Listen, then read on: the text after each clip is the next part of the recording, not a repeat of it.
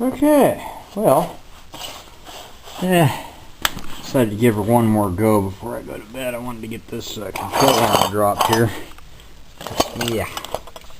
Here, let me get the light on this thing. Isn't that pretty? Yeah. And that all relates to our steering fluid.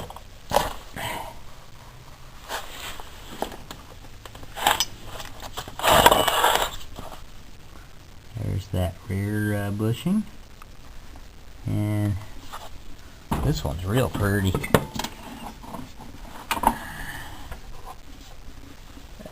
Light a little better there. Unfortunately, my lighting rig is a little bit tall for this application.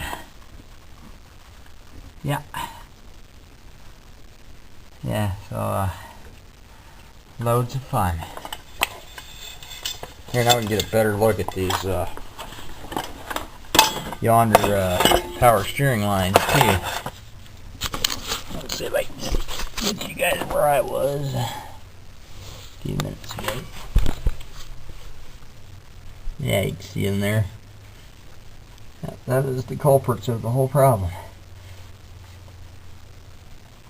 And I intend to see if I can fix that and see what else is well, I'm not going to use cuss words, but what else is bad on this thing. Yeah, look at that boot right there. So I'm assuming that you know, if that boot's been gone for any period of time, which it looks like it's been gone for a bit, at least the last week or so. I didn't notice this one. I did notice the driver's side boot was split.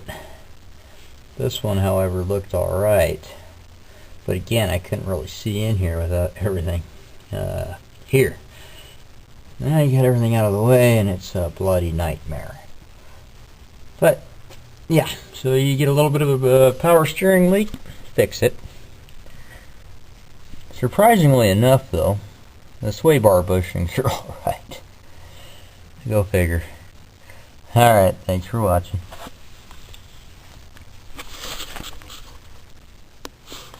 Hey YouTube, how you guys doing? Alright, well, after a little further diagnosis on this G20, I think our rack and pinion actually survived. I think we got it pretty close to the nick of time. There's no seal leaks yet, so hopefully I'll be able to clean it out or clean it up and put new boots on it and be okay. Not to say that it's probably not. It probably is impaired because of well, grit and road grime inside the boots. Then, you know, sliding on the shaft even a little bit can wreck rubber seals.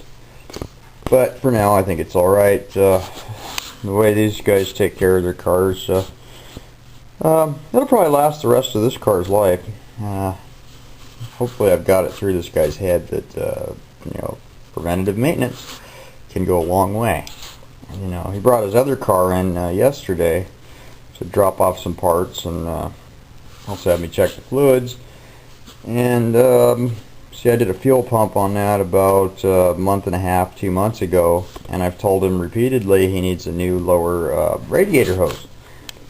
And you know, he says, "Oh well, yeah, I'll get it," and then I'm telling him, well, check your water frequently, you know, in between, because that radiator hose is, you know, it's expanded at the bottom, and it's got a nice steam leak, and now it's split, I found yesterday, which really concerned me. And, you know, of course the water was low, so I went to fill it. The damned radiator was empty, and when asked if the car had overheated, he said, "Oh well, it goes up to halfway, and that's where it stays." And so I guess that's this thing. I don't see any oil in the water or anything yet, but that one has yet to be seen too. So hopefully he can get that. Hope he just sells these damn things and buys him something that's reliable and a little more cost-effective to work on. Anytime you have luxury. Which, God, this is a glorified Nissan, and parts are, again, another third what a part for a Nissan would cost. Still trying to cross-reference which Nissan model parts would fit on this. A lot of times they'll do that. I'll just put infinity symbols on the crap. Same thing with Lexus. Okay, but what I have going on here is, you see that little wire hose clamp there? I'm just going to get a better view of it.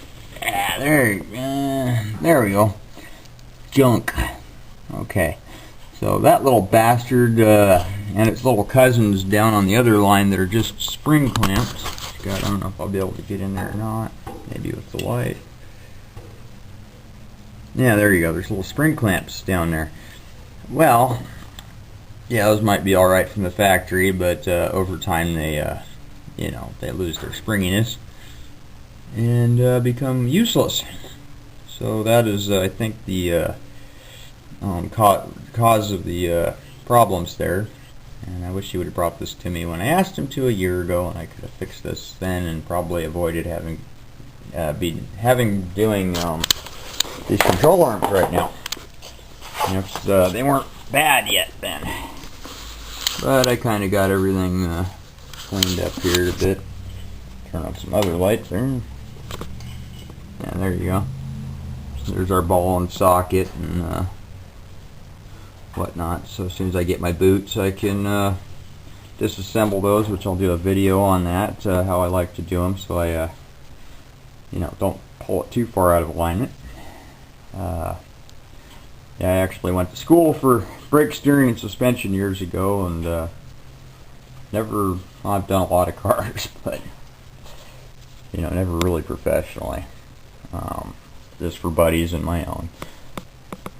And like I say, this is my wood shop, and I have a greasy car in it, which I'm not too thrilled about. You see I got my benches over here on this side. That's why I have everything on wheels. So if I do need to do things like this, or mostly so my poor mother could park in the garage, which lately I have had this place just too cluttered for that. It's like Dad's home, and it's a combination between the two of us. Okay, well, enough on that. I'll get back with you guys in just a few. We are going to be removing the mounting pin for the front of the control arm from the old control arm. Alright, thanks.